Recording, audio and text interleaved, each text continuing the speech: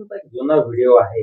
मुंबई महानगरपालिका ही ठाकरेंच्या हातामध्ये सोडून दिसते अशा प्रकारचं वक्तव्य तुम्ही तेव्हा केलं होतं आणि तो आता व्हायरल होताना दिसून येतोय मुंबई महापालिका निवडणुकीच्या पार्श्वभूमीवर.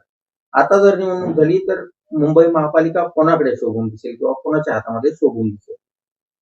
आयले मी तसं नव्हतं म्हणलो. हे एकाच्या दोन जोडी ते दोघं शिवण. एक त्यावेळेचा असा साधा प्रश्न होता की मुंबईचा काहीतरी 1-1.5 वर्षापूर्वीचा विषय की मुंबईचं ते महानगरपालिकेत कोण असायला पाहिजे. तर मी एक फक्त मन सांगितली होती की ग्रामीण भागात कोणत्याही पक्षाचा असू द्या, काँग्रेस, भाजप, शिवसेना, राष्ट्रवादी कोणाचा जरी असला तरी इकडं विरोधी पक्ष असून सुद्धा बोललं जायचं की मुंबईत मात्र ठाकरे पाहिजे. असं एक त्यावेळेस आपण बोलून गेलो म्हणलो होतो त्यावेळेस.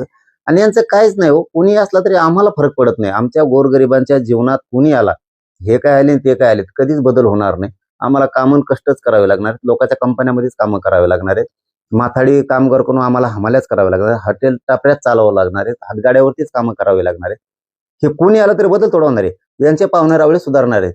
कारण यांना भूखंड पाहिजेत, यांना सगळ्या माडाच्या जागा पाहिजेत, मोठमोठाले यांना हे ग्राउंड साफ करतात, यांना समुद्रातल्या सुद्धा जागा पुरवणार.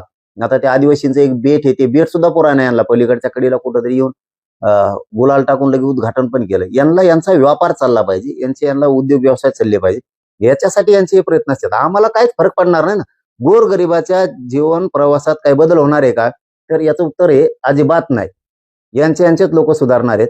परंतु त्यावेळेस ते आपण म्हणलोच होतो, त्यात काय बदलायचं काही कारण नाही ना. आणि मी बदलतोय पुढं.